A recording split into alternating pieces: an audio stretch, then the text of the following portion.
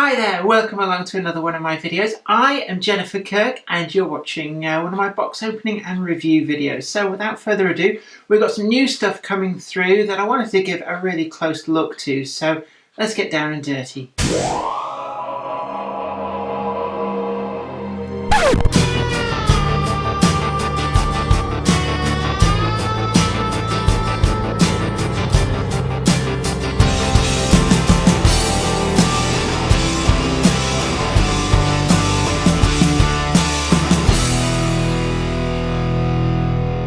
What I've got for you today is one of Hornby's new release 3-plank open wagons. Now, I've already done a full-on box opening and review on the wagon when it first appeared in the BQC livery in the red, and that was part of a 3-wagon pack, and we did a full box opening and review on that. So if you want to go and take a look at the nitty-gritty of the model itself, go back and have a look at that video. We've also covered it in the South Eastern and Chatham Railway livery that it came out recently.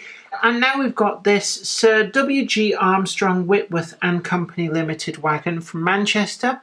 So what we're going to be focusing on this is not the nitty-gritty of the base wagon itself, because that's already been covered, but of the livery application itself. We've got a catalogue number here of R6859, and you can see on the end here, 3-plank wagon, Armstrong Whitworth, number 59. And pretty much like I've said with a number of the other wagon reviews that I've done of late, Hornby will have worked off a photograph of an actual wagon, but that doesn't necessarily mean that this wagon is a dead ringer for the base wagon that it is intended to be a model of. And certainly in the case of the South Eastern and Chatham Railway liveried one, the fact that it had 3 planks was about where the similarity ended. But there was a lot of variety in wagons from the pre-grouping period, so it stands to reason that there's going to have to be a little bit of artistic license taken. That said, the base of this wagon, as we've discussed in previous videos reviewing this particular release of the 3-plank wagon from Hornby, it's actually really good base model. So I'm quite happy for them to take a little bit of artistic license, given that there is such a dearth of pre-grouping liveried wagons that are actually accurate for the pre-grouping period. It's one of the big faux pas of certainly Bachmann, and to a lesser extent some of the other manufacturers, that they will put a pre-grouping livery on what is actually a post-1923 wagon. But this particular base wagon is good to go back as far as the 1890s. Now I'm going to see if I can get into this. It's one of the things that we've found over and over again, that Hornby use a particular variant on the packaging that is quite tricky to get into. So we're going to just have a little moment to get into this.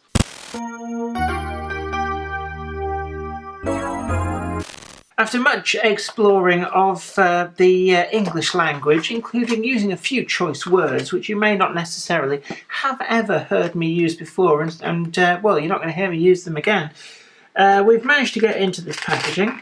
So we've got a pretty standard packaging in it, and we've talked about that on numerous different box openings and reviews, so I'm really not going to dwell on the packaging. Again, the design of the wagon we've talked about in previous box opening and reviews, so if you're here to look at the merits of the base wagon itself, then fear not, go back and have a look at some of our other videos. In terms of the livery application, it's a fairly basic livery, but it is crisply applied nonetheless. We've got this sort of dark, almost battleship grey base colour, and that covers all of the wooden upper, including, it seems, some of the metalwork. Actually, no, the metalwork is all picked out in black, but there's not actually a huge amount of it.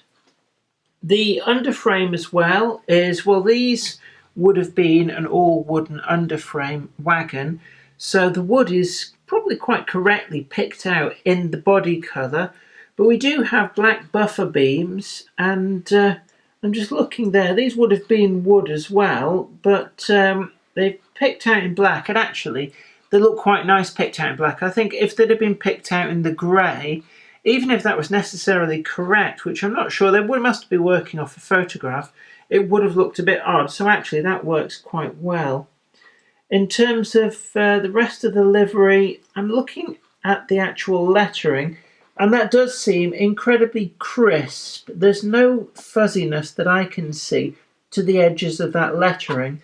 The only detraction is possibly where it goes over these drop side hinges. It does look a little bit odd. It kind of, in a way, it highlights that the relief on this metalwork is possibly a little bit thicker than it should be. But certainly, it's not really a deal breaker at all in the slightest. It's just something that I'm picking up on. I'm looking down here as well. We've got the 59. Part of that tempo printing has gone into the groove of the plank work, but I wouldn't say it's really bad in any way. It's just an observation that it's caught the edge, but doesn't really detract from the finish. And again, the Manchester there is applied really, really crisply. But once we go below that, that's when the real detail is in there. And we can see that it's something, actually. I'm going to take my glasses off, see if I can see better close up. I think that says load 8 tons. And I can just about read that, just there where my finger is. It says load 8 tons.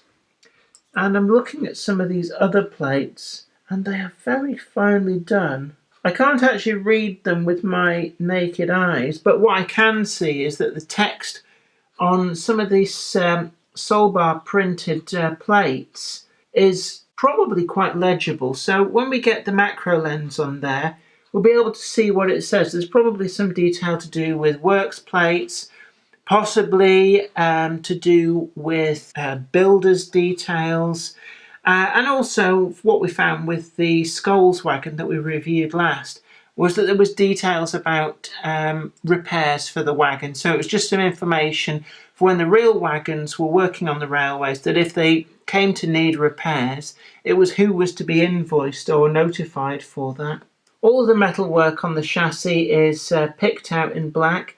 And again, there's no real blurring across the edges. In places, I can see Solbar colour on the edges, but really you have to get very, very close to see that. And I wouldn't say that it's a major detraction at all.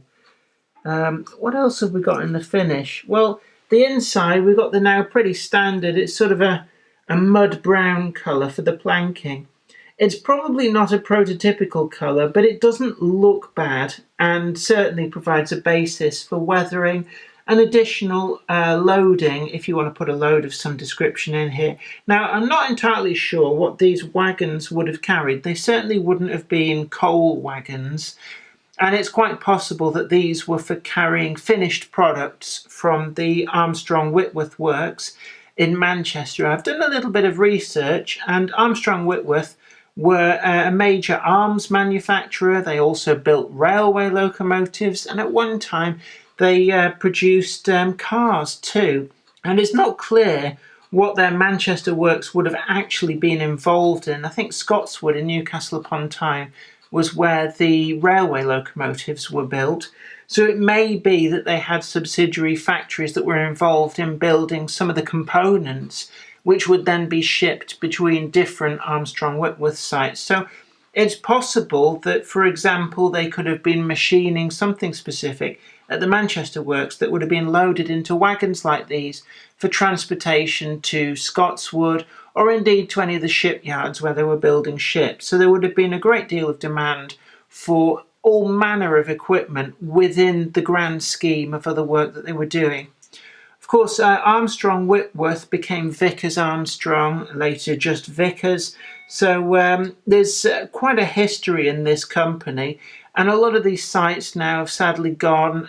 Such is the way with the progress of industrialisation.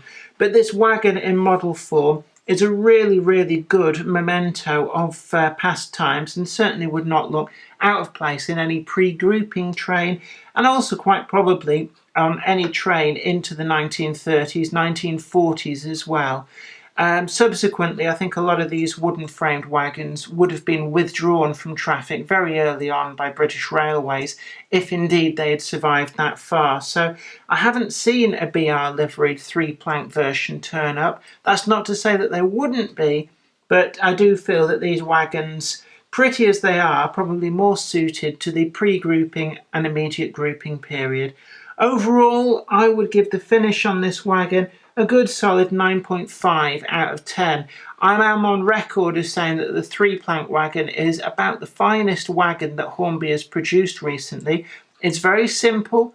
They can be had for quite a reasonable amount of money, so they do offer good value for money, and they are a strong, sturdy, reliable wagon that gives some really much needed variety into your goods trains.